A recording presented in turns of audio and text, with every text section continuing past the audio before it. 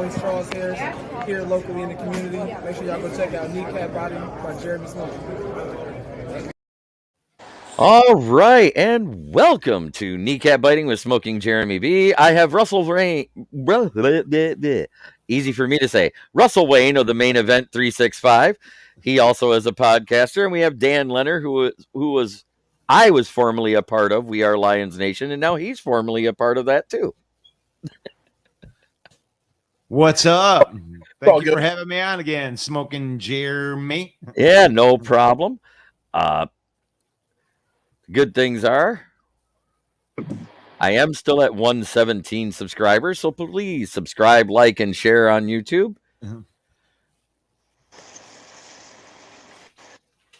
And let's get into it first.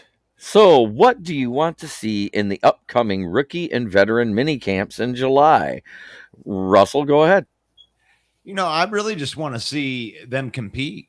I mean, really, I think that when I hear stuff like, hey, let's go pick up and Sue and all this stuff, and I just kind of realize what Brad Holmes is doing with a young team. And he just wants to have young people compete. So a lot of these rookies and the people they've brought in are the guys that they plan on being the future of this team. So, yeah, I want to see which one rises to the top.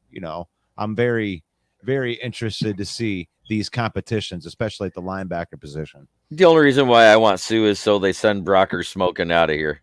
That's it. Yeah. I hate Michael Brockers. I hated the trade as soon as it happened. He can vouch for that.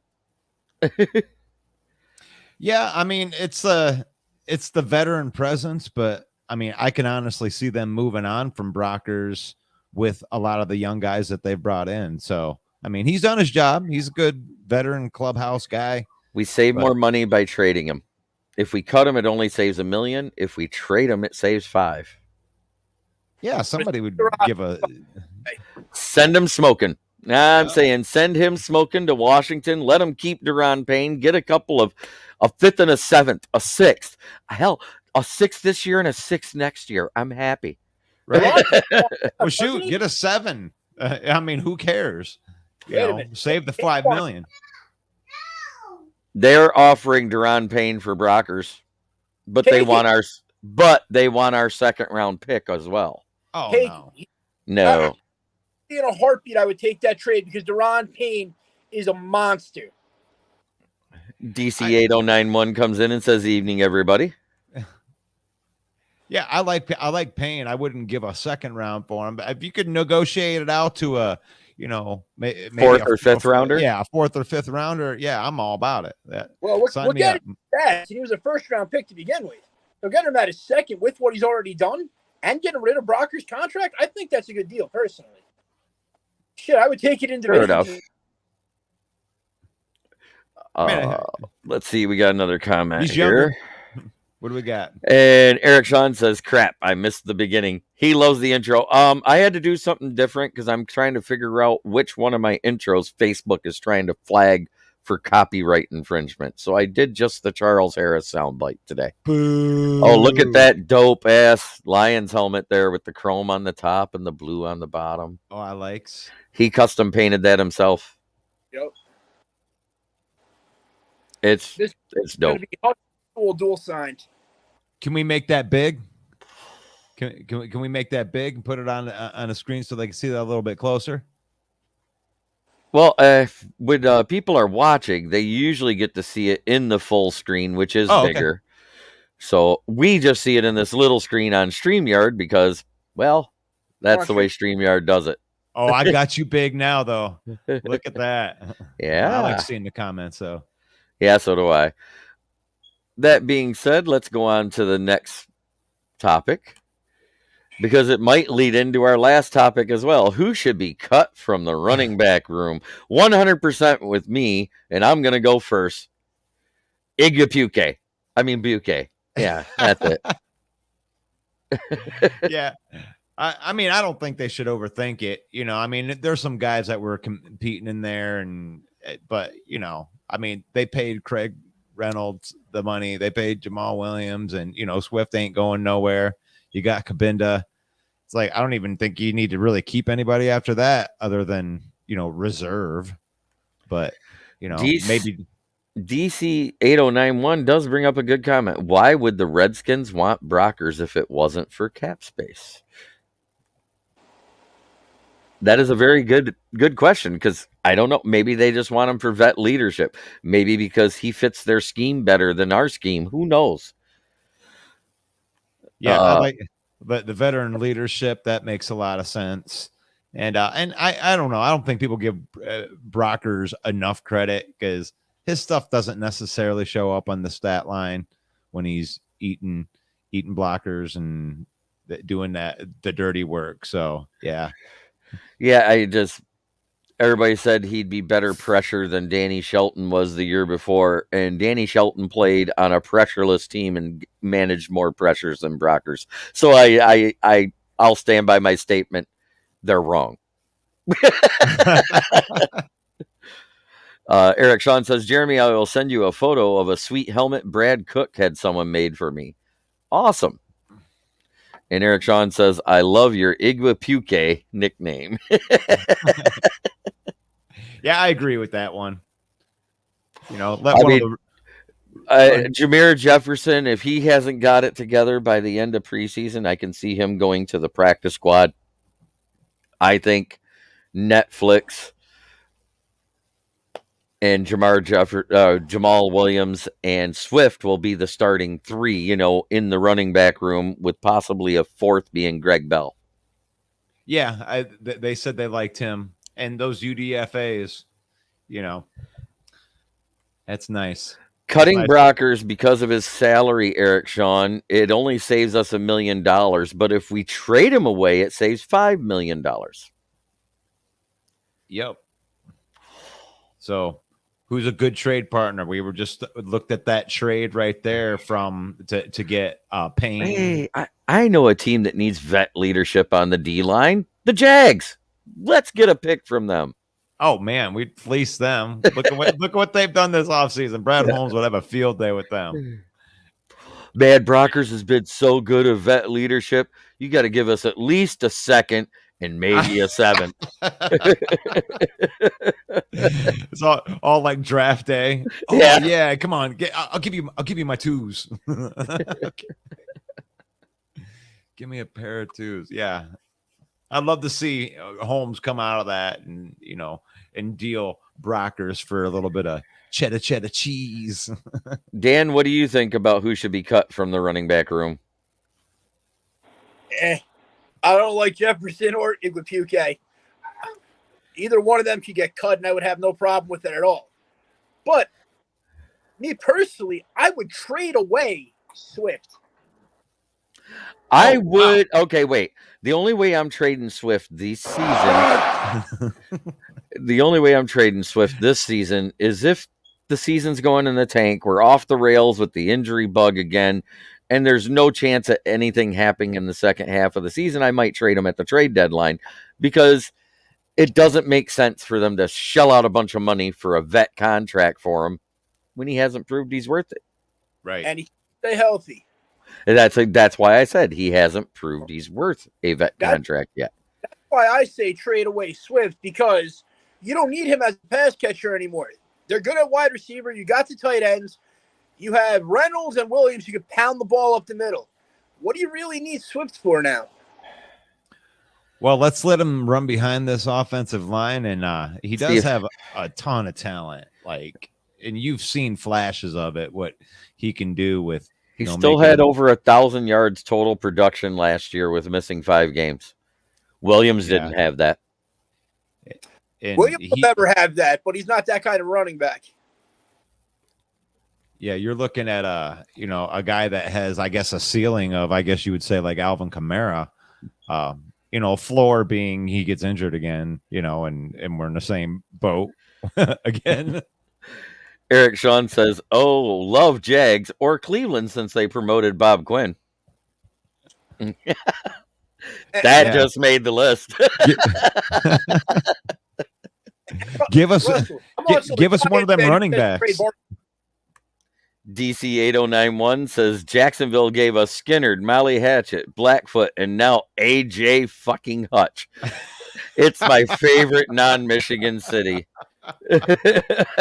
I love it. That is awesome. Oh God, I got to see that. Who posted that? Can I let me put a star on that one? Yeah, absolutely. That's wonderful right there. DC 8091. Yep. Love it. I love it. Oh, let's see.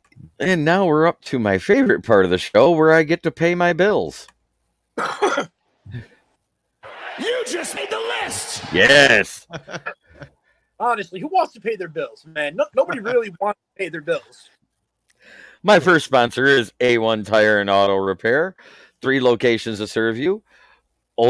The Cucaulin location on Old Cucaulin Road, the Bay City location on Broadway in Bay City, and the Saginaw location on East Genesee. Then, the proprietor of Mad Lab Custom Creations is a guest tonight. Go there if you want custom paint jobs, anything like that done, or if you just want to see if there's anything cool coming up where you could do it like a raffle and win a signed helmet from one of your favorite teams or divisions, you can do it. You can do it. Yes. Don't cut my fucking. All right, in the next topic, with 14 defensive linemen and 10 linebackers, OLB and MLB combined, who would you cut here? Dan, I'll let you take this one first. Brockers. Brockers. Save the million, say fuck it. Exactly. A million there. And I don't know. I'm still not sold on freaking Alex Anzalone. I'm not sold on Annalise at all. I mean, Anzalone. Annalise. Man, you got all the good names. We can tell how you feel. You hear the names. You really want to know how he feels? You just make up a nickname about him and be like, oh, okay. So you like Anzalone. He's great in coverage. Oh, no. No, I mean, by the way, Fanatics, if you're interested, to just release the TB12 Tim Boyle jerseys. What? How about that right there? We'll go boom. We got Fabi Azalone. What's up, guys, from Stephen King? That's one of our Canadian fans. Eric Sean says, Fabio Zalone must go.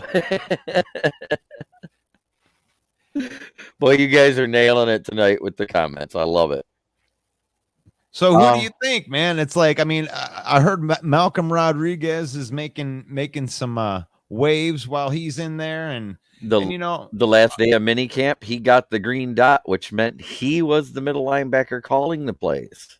Yep, and they said he picked up the defense very quick, very smart. And Chris Board is actually listed as a starter, so I haven't heard a lot of people talk about him. So I mean, it could be Rodriguez, Board, and Barnes. Yeah, you know, cut the other fat. You know, cut Annalise was always. Well, yeah, Annalise can go. Fabio Anzalone. He could just slide on out of here. So that's a cut candidate right there. You just made the list. That's Annalise, man. See ya. And Eric Sean says, trade Fabio Zalone to the Falcons or Ravens. He's used to a bird on the head. Another good one. Loving it. Let's see. Anzalone. I heard good things about Pittman and Barnes. I've heard good things about Rodriguez. I've heard good things about Board.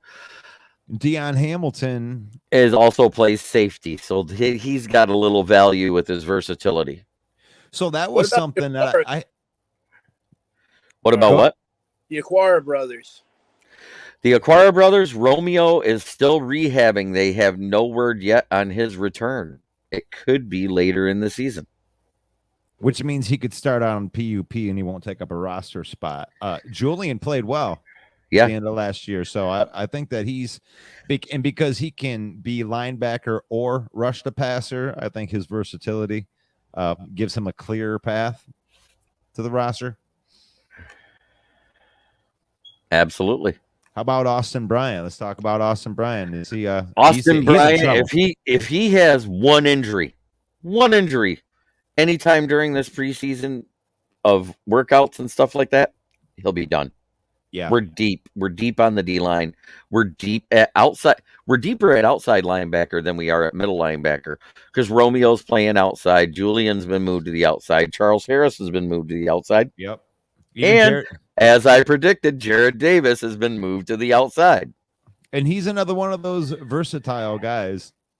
And we talked about this last time with the Jared Davis haters. What I wanted to bring up was Charles Harris is Jared Davis, but he came from Atlanta. He was a failed first round pick that didn't do well. And then he came here and Aaron Glenn resurrected his career. Now, we all have the scar of going through the Jared Davis debacle before he had left here, but he's coming back under the same type of feel. And you never know. Maybe they can fix Jared Davis. You know, they brought him back cheap. Dan Campbell did talk about how he was probably used in the wrong position under the last two regimes. I still remember right after that, he said, and then after he had his great year and it looked like he was getting it, I may or may not have broken my laptop or tablet screen when they drafted Tavai. Yeah. I mean, that right there, I was rolling watching that presser. DC 8091 says, cut Bryant if he gets a hangnail. Yeah, that's ruthless right there. But, you know, the young people, I mean, James Houston, these guys have a clearer path to the roster because they were drafted by Holmes. I think that James Houston's going to be a hard knock star. That's my prediction. Yep, him and Swaggy. I'm sorry, Jamal Williams with his attitude and the way he cuts up, he's going to be. Of course. Yeah, Netflix is Eric Sean says Tavai is available, laughing my fucking ass off. Just kidding. He just got promoted to head cart boy at Walmart. Well, congratulations. Oh.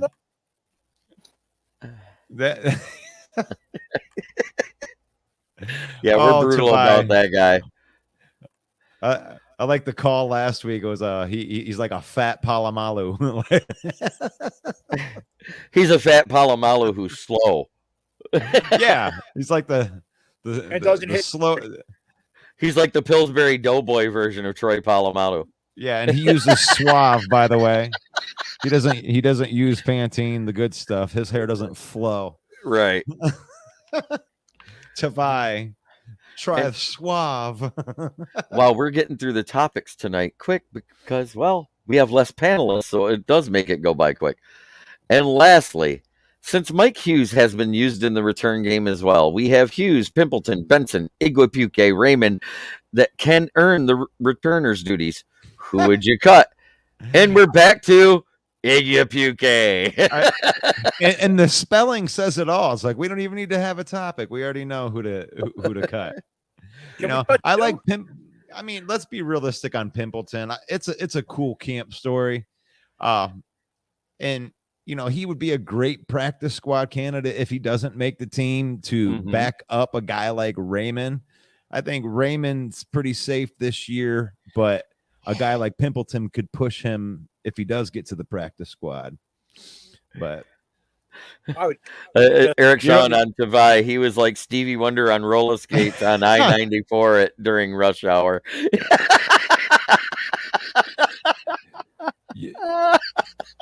Man, what did Stevie Wonder ever do to you to compare him to that? Laugh out loud. Pillsbury Doughboy of Palomalu. Do we get him to go hoo-hoo in a Head and Shoulders commercial? Stephen King, that's right. Possibly one of your best comments yet. I love it. DC 8091 says, cut the guy who can't take a handoff or pass. That would be Iguapuke.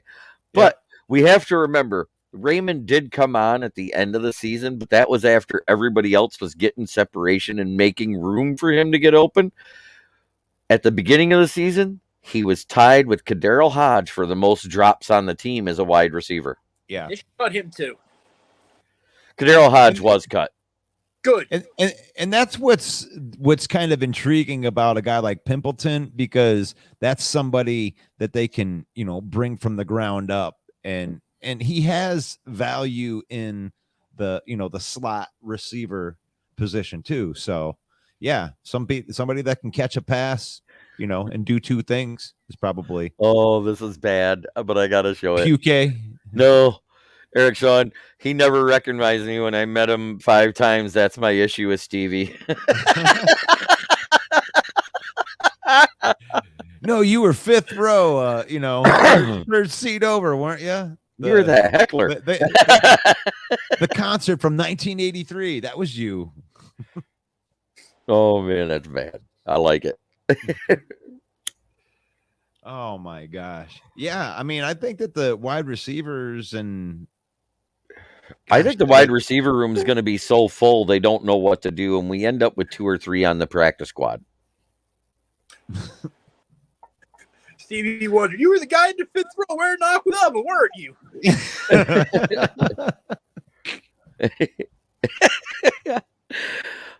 That being said, TC8091 asked Eric, did you use Braille?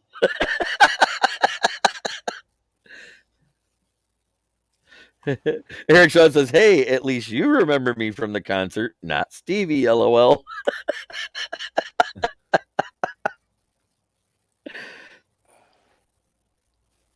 Oh, man. So how was everybody's week? I have a teenager, an ex-teenager, I guess. She just turned 20, so I had some issues there. Hey, it is what it is. She just felt her first dad adult smackdown when it comes to like a reality type of thing. So we're not friends right now. Hey, I know that feeling with your daughter. Oh, but she's an adult. You know that feeling too? I'm an adult. I'll do what I want. Okay. Well, no, you got this. You can't do that here. So good luck out there. Eric Sean, I stomped on his books with my golf shoes. That's horrible. Funny though. Oh. All right. What about the people out there in comment land? What do you guys want to know about? What do you want to ask? I mean, this is pretty much a Lions roundtable at this point. We went over all 4 topics in record time. I've never done 4 topics in 23 minutes. Well, I mean, but it's not like, I mean, we could go back into, we didn't talk about Jason Cornell. Deshaun Cornell is actually having a very good camp. Jason, whatever. That guy. Yeah, that guy. Out of Ohio State. Bullshit. But anyway. Tom went to Ohio State, man. Damn it. They produce good defensive linemen, but yeah, I mean, he's a Eric. At least I'd have to love the plunger in his toilet. That's horrible. We're still talking about he's still talking about Stevie Wonder. Stevie Oh my Wonder. God. Leave Stevie alone. An axe to grind against the Stevie Wonder here. Wow, shit. I mean, I think Hutch and I think he's gonna write a new song. Isn't she lovely? But Eric's a dick.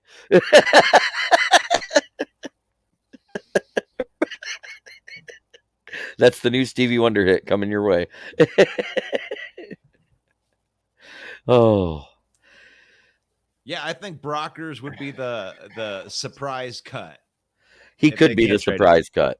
Because they proved last year with the Jamie Collins thing that they didn't really give a crap about like hitting the dead cap. That they want to get done with contracts and be on the other side of them quickly. And they'll have a bunch of money next year to spend. So I think a lot of this. But what did he say? He kind of cut out as he said it. I said, so will the Giants next year. Can that pass all that dead money? Oh yeah, they got a shit ton of dead money coming off the books next year. Oh yeah, you're looking at like 120 million in cap space right now.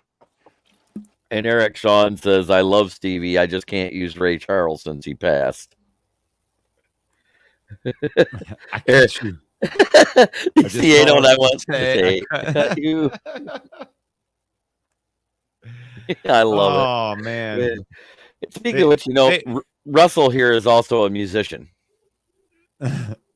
And I mean it from the bottom of my heart. Pack your crap.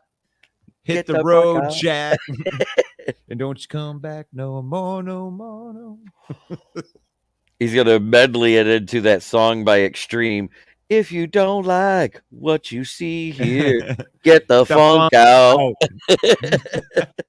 That proves our age right there. Yes. I'm glad. So what about other positions? Can we talk about? Oh, we can talk about anything you want when it comes to Lions. To me, the most intriguing upgrade is the offensive line, and I know that we kind of know who the 5 are, but we got like an Evan Brown. But who do you think could be a surprise that would make it onto the team from the offensive line? Jarvis, the UDFA as a guard. I think he's going to be the one that replaces Logan Stenberg as a backup because Logan Stenberg isn't proven that he's able to do anything yet in the passing game. He still is too upright. He does not have proper knee bend, which doesn't allow him to get low to get leverage, which is what you have to be. How about Ezzy or the Big Easy? Oh, he's making it. I think he's replacing Matt Nelson. I think Matt Nelson will be on the cut list. Wow. I mean, Matt Nelson started some games last year, man, and looked like shit in all 3 of them. Well, he did help. The only time he did good was when he came in 2020 and protected Matt Stafford from Khalil Mack. But you have to remember, he was going against the fossil that is known as Khalil Mack, not Khalil Mack, the beast. Well, and Eric Sean says, I'm older than all of you. I have to shop at Fossil. That's because you wear fossils, but that's anyway. That's nice. That's very nice. Oh man. Let's see. The wide receiver room, though, we got 10 wide receivers. And how many do you think that we would keep? I think we're going to keep 6 on the roster because Williams will be on the PUP list. Okay. No chance of him being ready to go week 1. DC 8091 says more than words. Fuck you for reminding me that song existed. Oh man, we're having fun tonight. Eric Sean says, LOL, Nelson, that was just as bad as the band Nelson. Well, okay, so Nelson could be out the Big Easy. Actually, he was supposed to be like a 5th round pick, wasn't he? Right, he fell. And it wasn't due to injury. It was due to a bad interview at the combine. I guess, when they do it, all the interviews and stuff like that, he had a bad interview. So with him falling and his size, I mean, he's a mammoth of a man. Yeah. I mean, and huge. He's like 6'7" or something like that. 6'7", 360 pounds, and got a wingspan like a Boeing 747. So character. So what? Character concerns, basically. Yeah. But as a UDFA, you don't care about character concerns if they can play. Right. Give him a shot. Because they're dirty. This is a great room to be in because there's some great leadership on our offensive line. Go in there and talk some smack to Frank Ragnow and see how quickly that situation, or Taylor Decker, And yes, I heard the same thing. Williams, last I heard, may be ready for the beginning of the season. His progression is way ahead of schedule. Yes, but at that point, even if he's ready, if it's not 100%, I would keep him on the PUP list. And they were saying that they wanted him to, get into the gym once he is healed to put on 5 to 10 pounds of muscles on those legs. So, and that's probably not the Well, that's why if I don't dumbest know thing if in the you, world. did you watch his workouts that he's doing It's with the resistance bands Yep. and stuff like that? That is going to add muscle alone right there Yep. because that's retraining all those muscles, which is going to make them stronger. So if he's eating properly, he should gain muscle. Right. Well, he seems like one of those prepare nuts, like Yep. the guys that are up at 4 o'clock in the morning. I'm going to outwork everybody kind of guys, just like Hutch. I mean, we did get rid of one, so technically we're at 13 on the D line now because Penasini retired. Yeah. Which was shocking to me because when I heard more 4-man fronts, I kind of got excited for him because when he played, even with Petrasha, when they used the 4-man front, that's when he actually shined in that Panthers game. I mean, he made PJ Fleck run for his life. Yeah. And Eric Sean says he has plenty of time. He is a freak and he has an axe to grind. Absolutely. For the 4 guys that went ahead of him that shouldn't. What is the weight of Jashawn Cornell? What is his size? Oh, well, let me look that up, seeing as how I have my phone right here. It's because I think that when I'm looking at the list, I have a nice little list here, but I'm not sure. You got Aleem, he's over 300 pounds. What is Pascal? I know that he's Pascal's undersized. like 280 for his height, and Okay. he's kind of tall, and that's undersized for a D tackle, but it's perfect size for a D end, whether 4-3 or 3-4. Right. And his move, his best pass rush move comes from the inside anyway, which I think is going to be really good for our defense. Like, especially on third down, being that you have Right guys now, that, according to Wikipedia as it comes up, Jashawn Cornell is 290 pounds. okay. So he's yeah, at he that can- tweener size. Tristan Marshall, Smokin, JB, what up, baby? Tuning in. Oh, we just been talking about possible cuts coming up after camp. And I last I heard 285. Didn't I say right around there? I was like 283. And that's where kind of Levi is too. So maybe that But second, Levi cut all the baby fat off and come in looking jacked. at I 290. can't at 290. I can't wait to see what he's doing with that.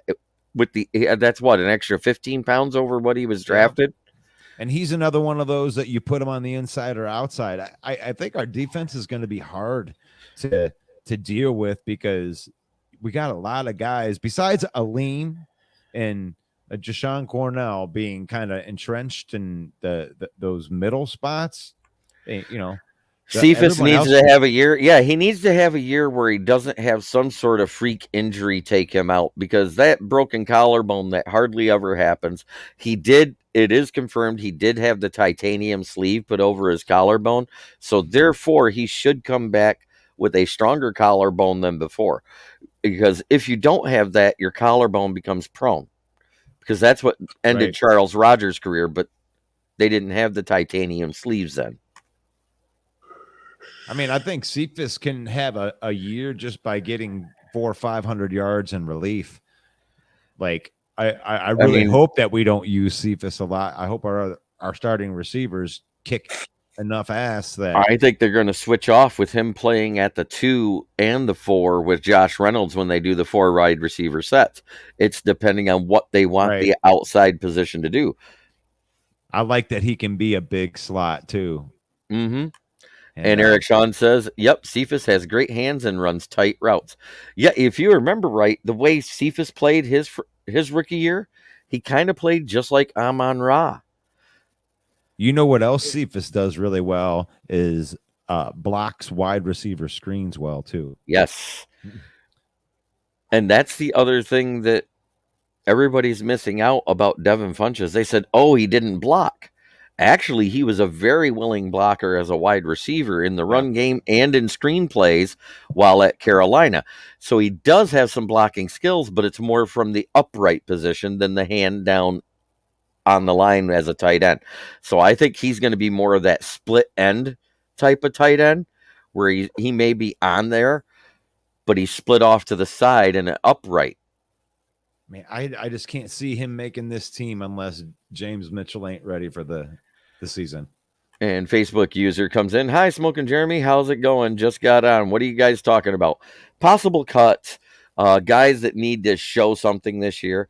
Well, the other reason we signed Devin Funches is because we have 3 tight ends hurt right now.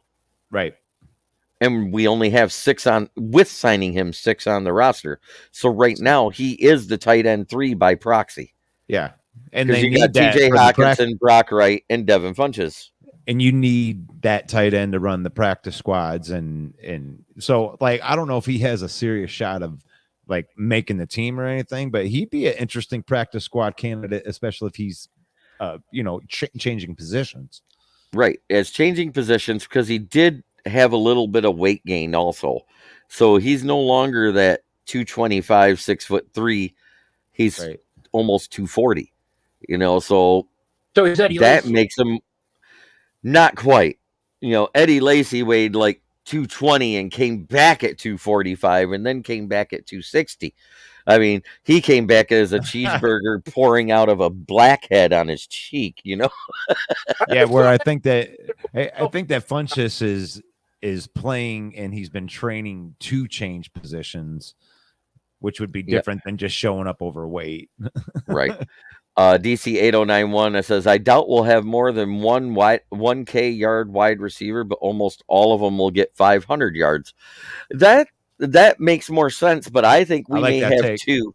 I think we may have 2 at 1,000 yards, because if Jamison Williams is available at week 1, I think it's going to be him. And as much as I hate to say it, it's not going to be Shark. It's going to be Amon-Ra. You think he'll be the number 1? No. The one that gets 1,000 yards.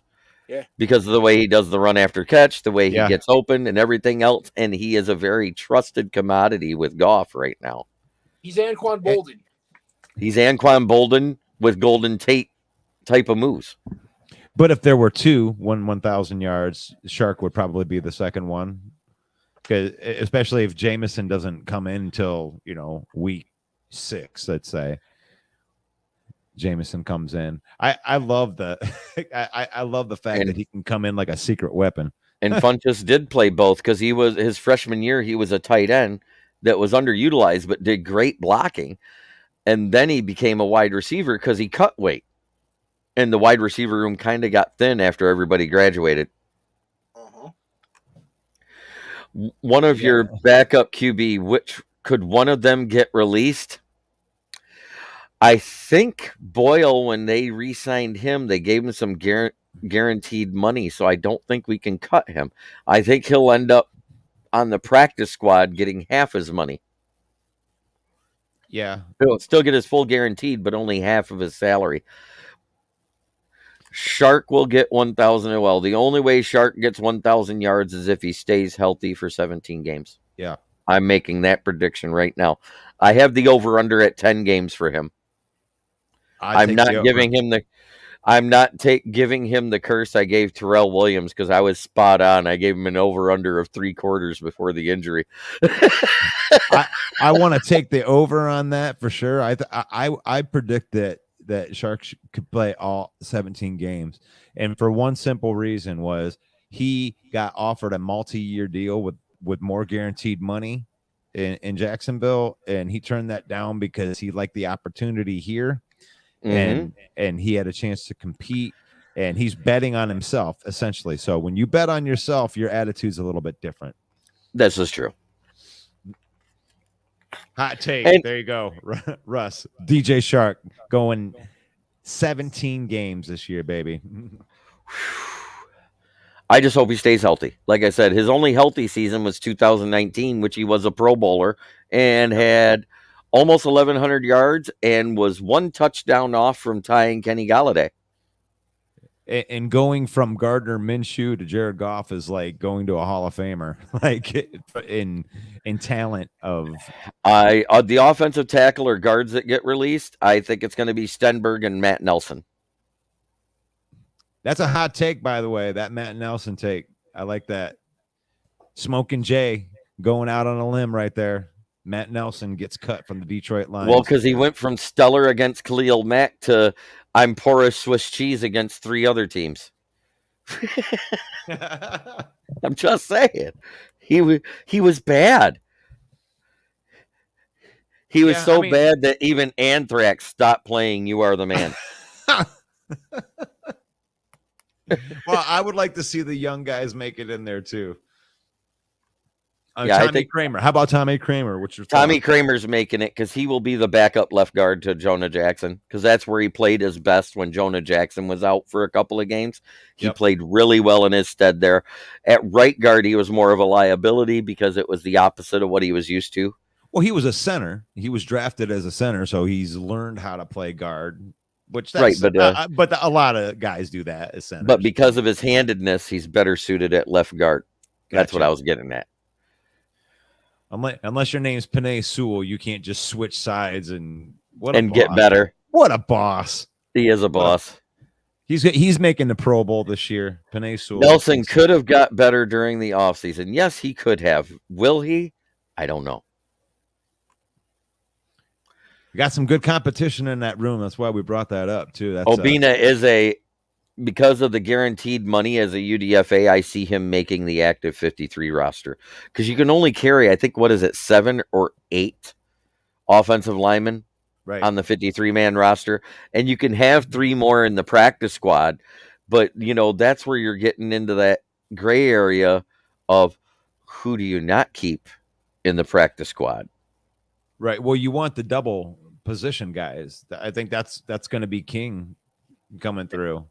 And this is a very valid point. First, he said most of Sharks' injuries came from bad QB play, putting him in jeopardy. Yeah. And nobody gives Goff credit for keeping his receivers from getting their heads ripped off, which is what I said. He likes to throw to receivers with separation. He doesn't just like them to be open, because you can have a step on a linebacker that's coming at you in your face, and you're open. But if he throws you the ball, you're creamed. And that's something he didn't like to do. He's never liked to do. But yeah, going from Gardner Minshew and then Trevor and everything else, Goff is like Cooper Kupp going from Goff to Stafford. Yeah. I'm just saying. Gosh, I tell you what, I think that there's going to be a lot of Goff apologists after this year, because I just haven't seen. Somebody said it on my last show, and you weren't able to be a part, so I'm going to say it for you. When somebody gets their mojo back, it comes back tenfold. Yeah, baby. Yeah. Which D-line player gets released? I'm going to do my hot take and say they say, fuck you, Brockers, and get rid of them. Absolutely. Via trade or released. I don't care which. Send them on the first thing smoking other than my cigarettes. Hey, if they can save an extra $4 million, what if they said, hey, give me a 6th-round pick and we'll pay $2 million of that contract. Just get them out. And then it would be $3 million net. That's something that could happen too. That absolutely could happen. If they do the Duran Payne for Brockers, and let's say they move it back to a 4th-round pick, I'm all good for it. Oh, let's go. I would because a third would be fine. A third. The only reason why I don't like a third is because 3rd rounders and up are considered starters coming in out of college 9 times out of 10 in the NFL. You get into the 4th, 5th, 6th, and 7th rounders. Well, I feel you. Those are more of a question mark. So I say the 4th rounder all day. The 4th rounder all day. I would consider the 3rd just because Payne is young and a badass. So that would be a great addition to it. It would be.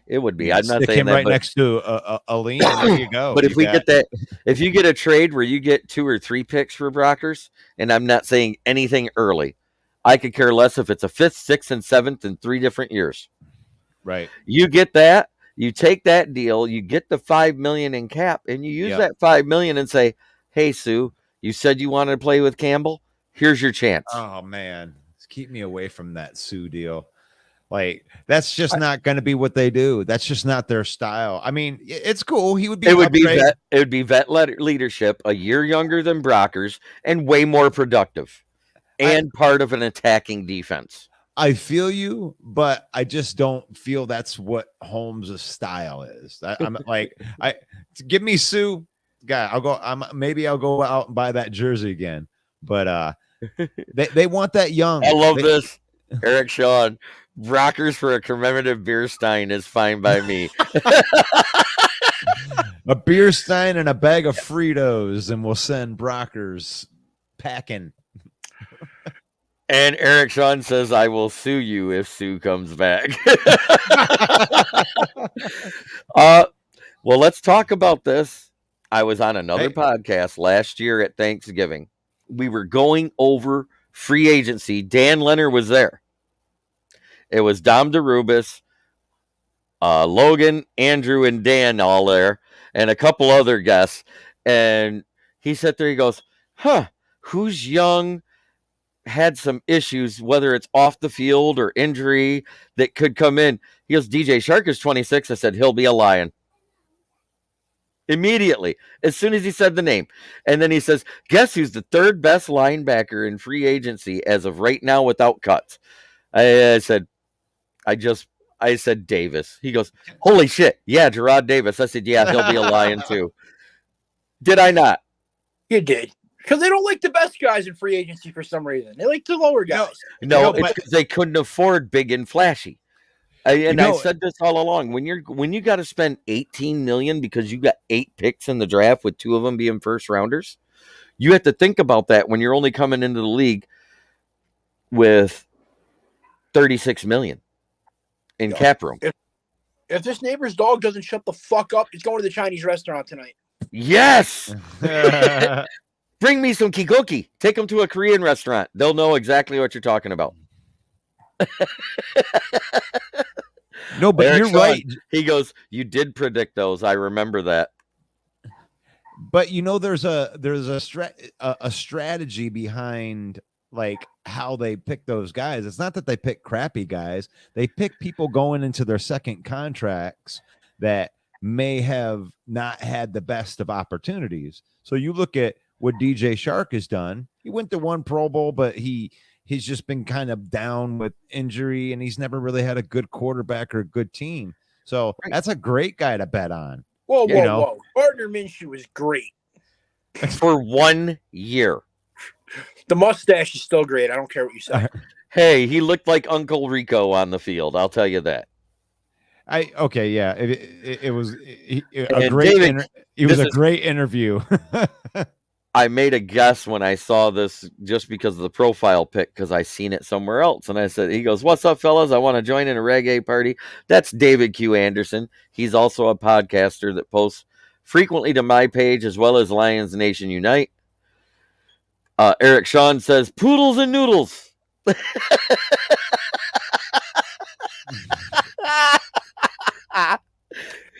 It sounds like either a poodle, a schnauzer, a mini pom,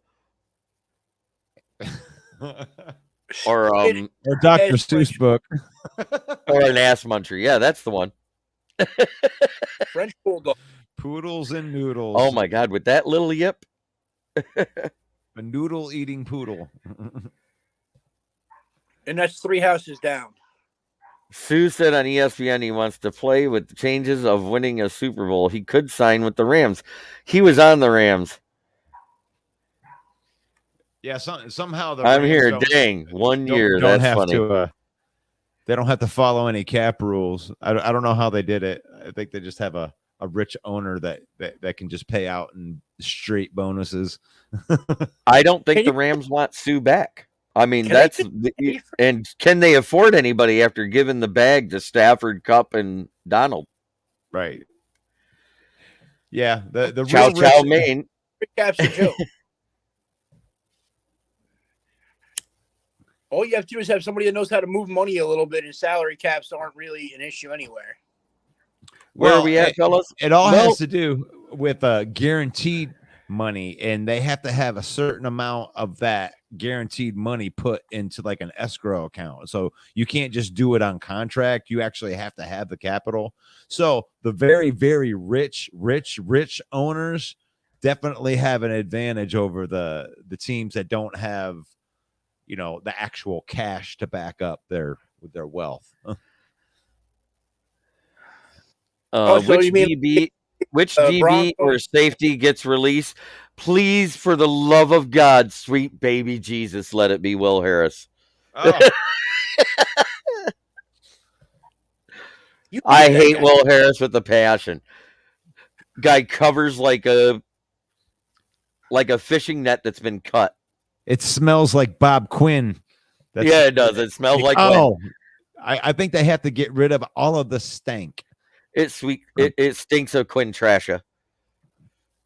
And it's like they made a statement with Tracy Walker. I think that's just kind of like, hey, we re-signed that guy, so he's no longer part of that crap. Cash over cap.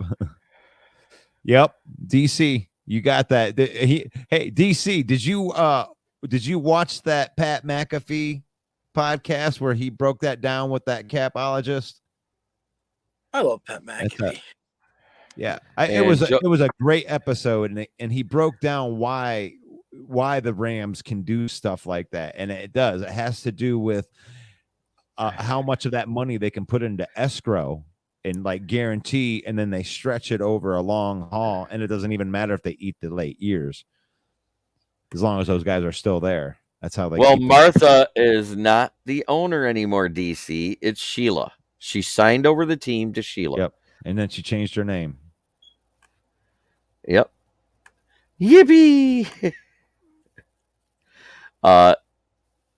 Yep. He says he's our shot down corner. Yes, Will Harris is our shot down corner. He looks like he's been shot every time he's covering somebody. Man down corner. Oh, shoot. That was an easy touchdown corner. That's what he plays. Yes. I mean, everyone thinks he played. Wait. At safety, he gave up a QBR of 100.9. At corner, he did get it down to a meager 82. Yeah, but that's still that's a good day. I'm good. Touche, typo. I'm good. I mean, you got Mike Hughes. You brought, Lucas. I think that Lucas is actually older than Will Harris. No, he's going to be 25 this year. The Lucas? Yeah. Yeah. He didn't even start school at Arizona State until he was 20 and was a walk-on and made the team and was a starter. And then he got opted out of that COVID, and then he opted out that extra year of eligibility. Right. But I mean, he started every year he was there. Yep, and he was a captain. Another one of those leadership things. Eric Sean, Sheila is doing okay. Finally a Ford that doesn't break down in the driveway. Give it another month and the transmission will go. Eric, you are on fire, my friend. Yes. And how about our special team players? The guy we want gone is the same one we want out of the running back room. It's Igwebuike. Yeah, I agree with that one. Mm-hmm. It's starting to become almost obvious unless some surprise comes through. I mean, the only thing Igwebuike, let me say his name right for this, did well was punt returns. If it was handed off or passed to him, he fumbled. That's it. Yeah. I think he did have one good game last year. Where he still fumbled in that game. Yep. He fumbled every game he played in. And he still runs bow-legged. Which kicker makes the team? Well, seeing how Siebert can't hit anything, and Patterson did it with the team, I think Patterson still has the leg up. No pun intended. I see it. Yep. You just made the list. I so love Igwebuike.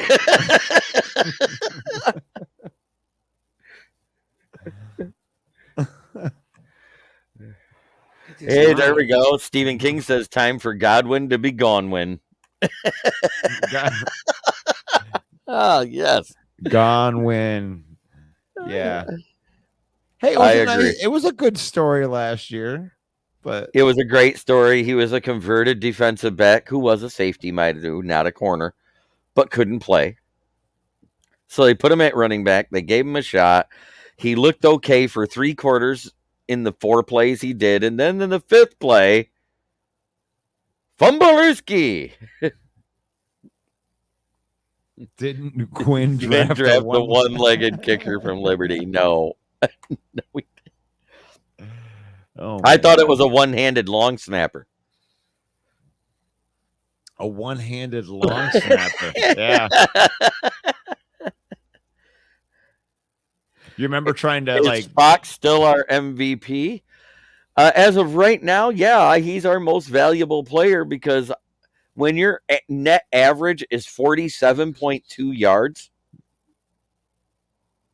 you're putting the other offense to where they got to go a ways down the field to get there. And as far as punts inside the 20, he led the league in that. Punts inside the 10, he was second, and punts in the coffin corner or within the 5, he was 4th. That's pretty damn good. Yeah. That's our special teams is. And Riley Patterson was 13 of 14 on field goal kicking. Eric Sean says Fox is awesome. He had a 49.6 yet last year. Yeah, I know. I'm saying was that his net or was that his overall average? Because net average and overall average is different. DC 8091N says one-legged kicker from Liberty. You mean Malik Willis? And Joseph Host says his hang time is great also. Yes, it is. I figured it out by the comments that it's Joseph. Oh, that was net. So he improved by a yard from last year to this year. He was 48.6 his rookie year and 49.6 last year.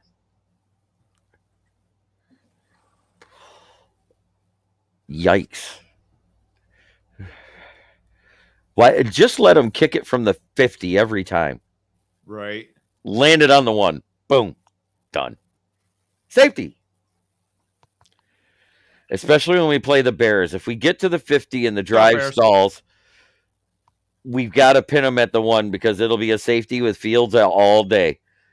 Hutch from one side, Pascal from the other. We do need a real MVP contender this year, and I think it's going to be on the defensive side of the ball. If it's not Hutch, it'll be the comeback player of the year that I'm predicting, Jeff Okudah. Because he's not playing the 1, he's playing the 2.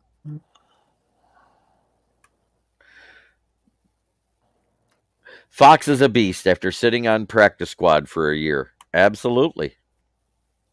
He sat behind Sam Martin.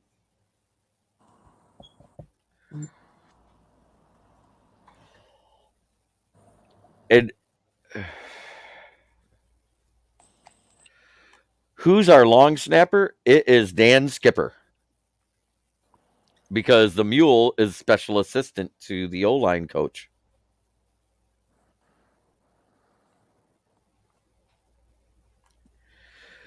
Lions 6th or 5th next year, U of M kicker. Interesting take. I don't want to be Homer Slappy and end up with a bunch of Wolverine guys on here because then everybody's going to say, oh, look, they're dipping in the same pool again.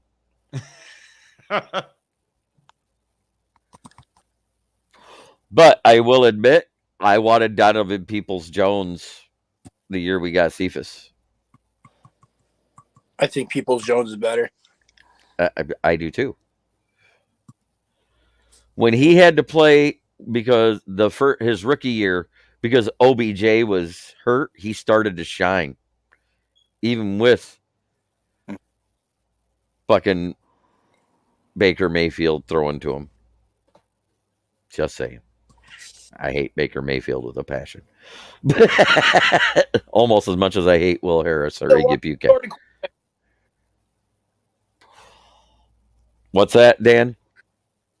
Next year, the Lions are going to be the Baker Mayfield Reclamation Project. No. God, no. No. Help. Shut your whore mouth. Help.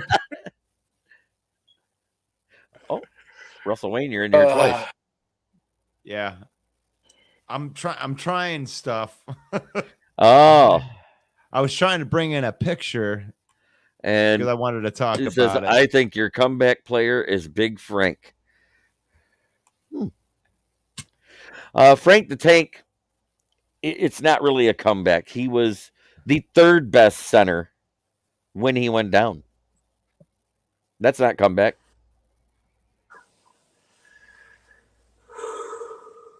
So what about Hutchinson? I guess I'll just say it. Did you hear his comment about Justin Fields? Yeah, that was a joke comment that somebody made up. It wasn't real, but it was great.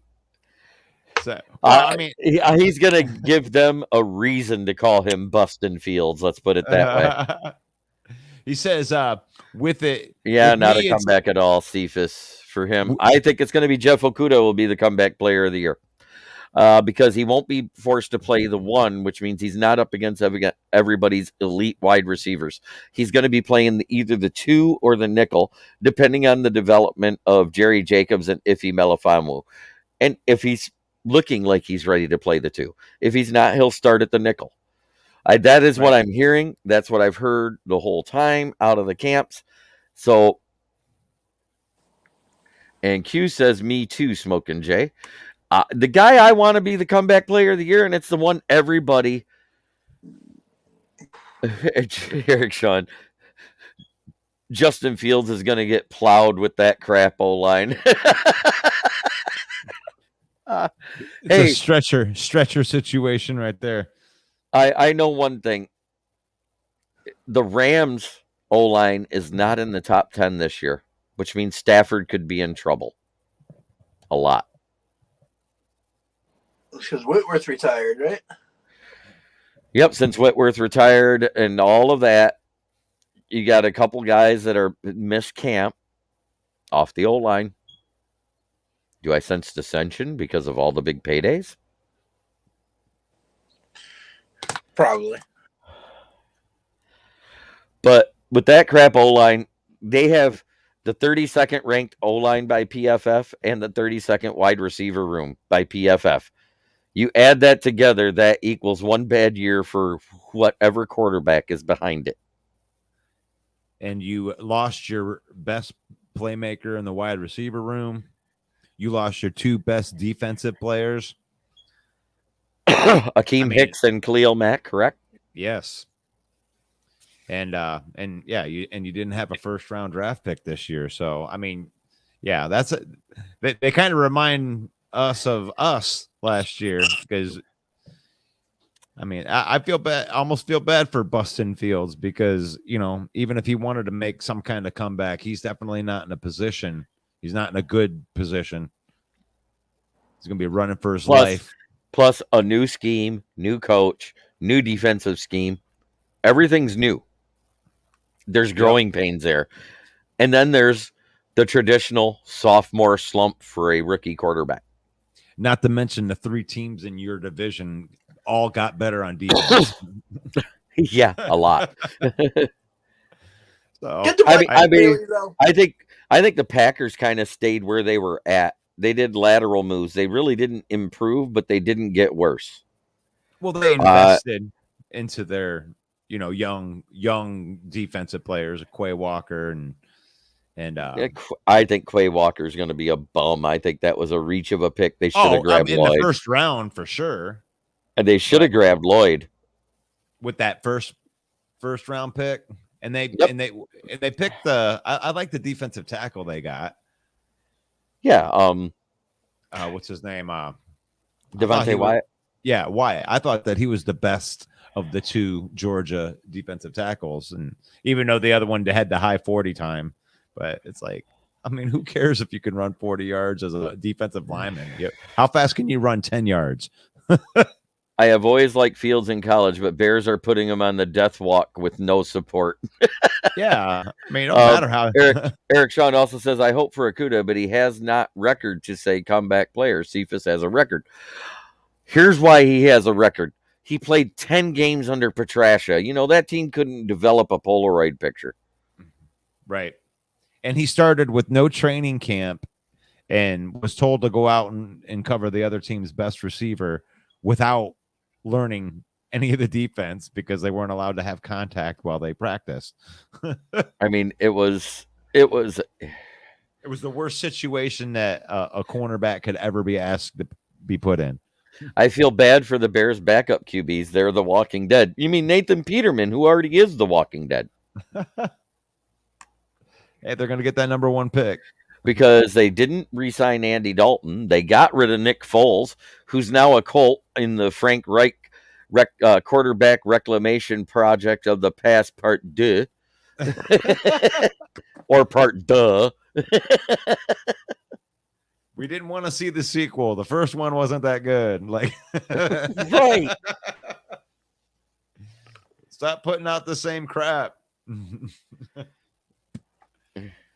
But Still, I thought it was great. They did a top 10 best nicknames all time in the NFL.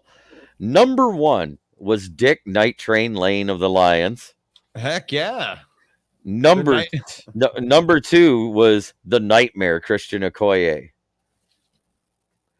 I think Bus was 6th. Primetime was 7th, and I found that shocking. Yeah.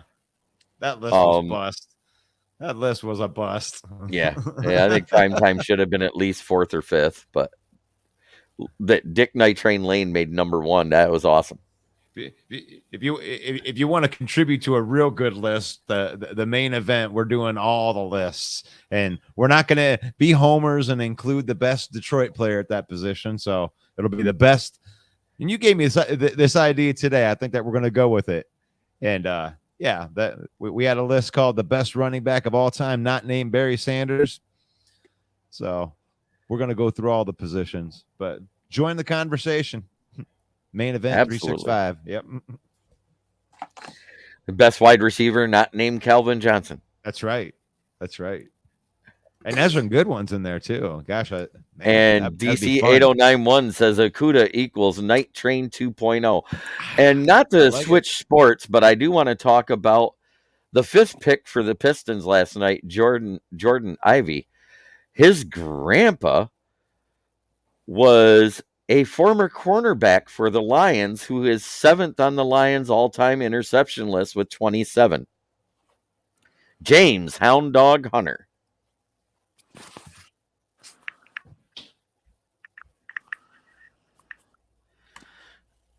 I have covered Okuda many times. CB is the hardest position to play from the NCAA to the NFL. Okuda got hosed by COVID, hence why I root for him. Plus being picked higher than the 2 best ever at CB, Woodson and Neon Dion, he got hosed. Yes, he did.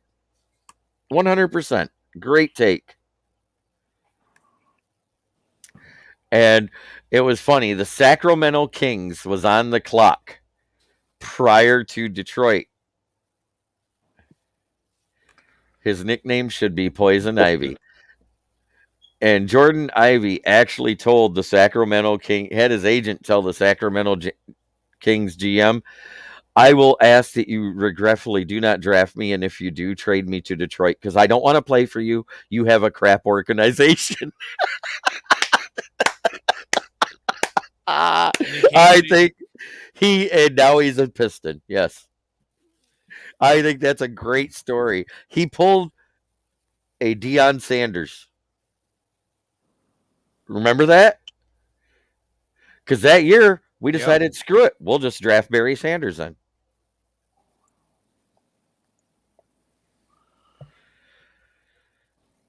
I think it worked out. I'm not huge into the basketball thing, but it really seems like the Lions and the Pistons are running together. He says, wow, I love Ivy already. Shooting guard who's 6'5", weighs 215 pounds, he can shoot from anywhere in the building pretty much. I think he's going to be great. And he wanted to come here because he wants to play alongside Cade Cunningham. Yep. And then get him the ball. Then Troy, I call him the Reaper after all the cuts of the big contracts he did his first year here. Troy, the Reaper Weaver, made an excellent move. We traded away Jeremy Grant to the Portland Trail Blazers and got their first-round pick from 2025.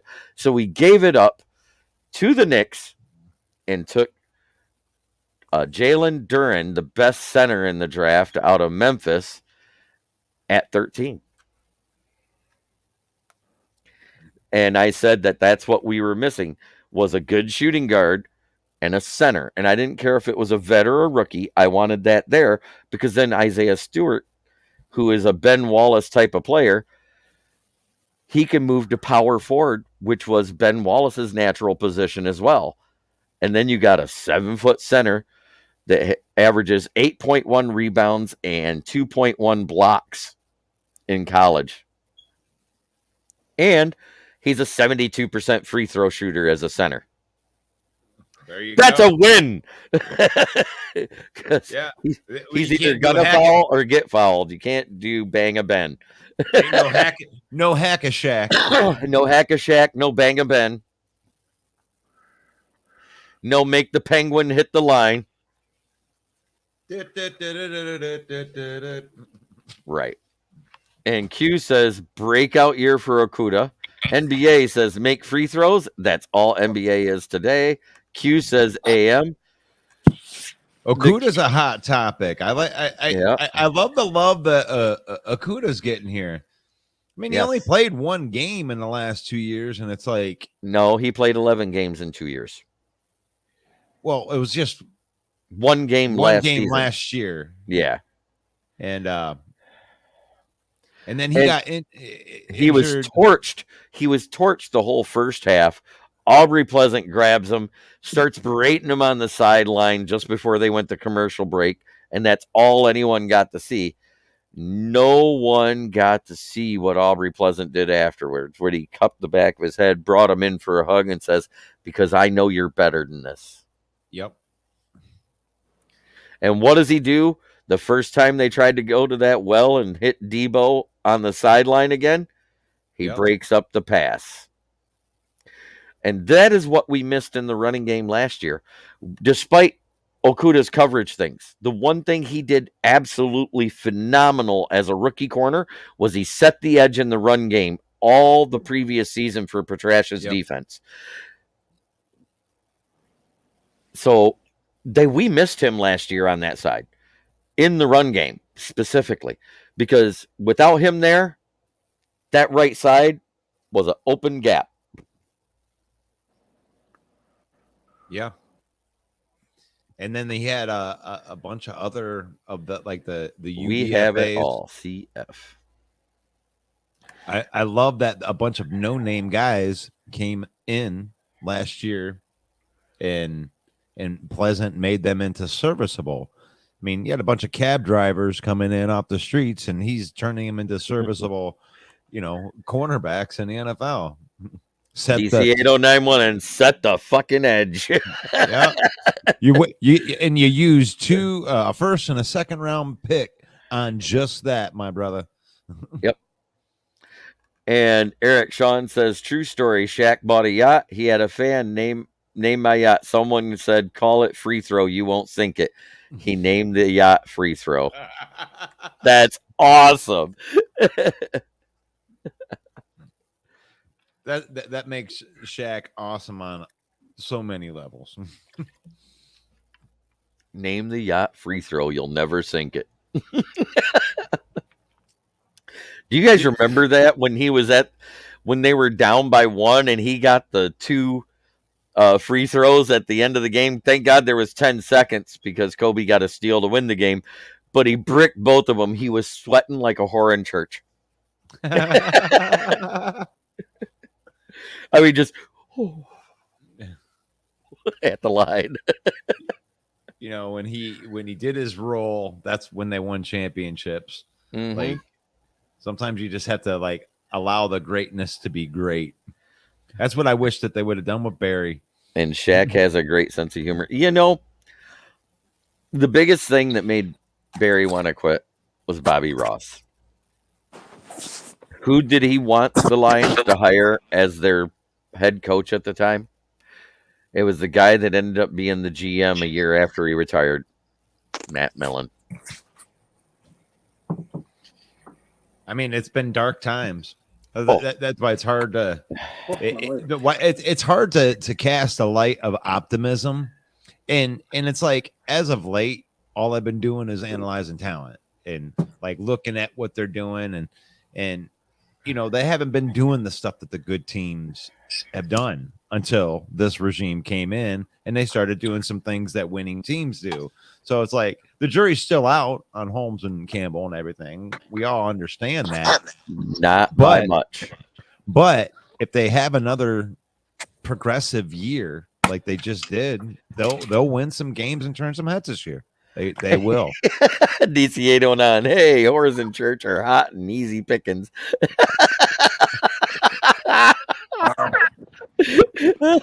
Eric Ross says Bobby Ross sucked like a Hoover and finished like a filter queen.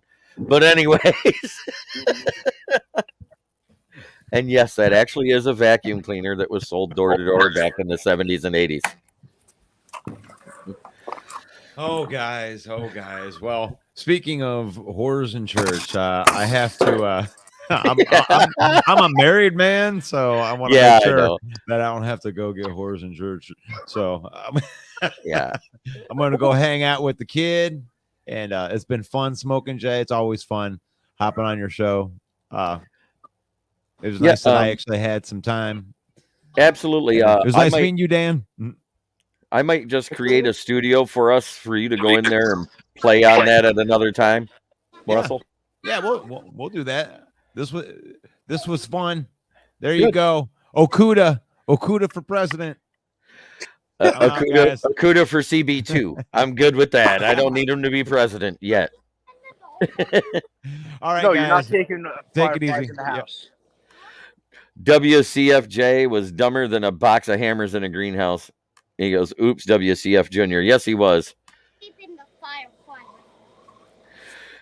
So, that being said, I think it's been a great episode. I've had a lot of fun. Thank you, Dan. Thank you, Russ, who just left, for joining us. I loved his takes. I think he's a lot of fun to be around. I love talking hypotheticals and what ifs. Sometimes I predict them pretty good. I don't know why, but I just do.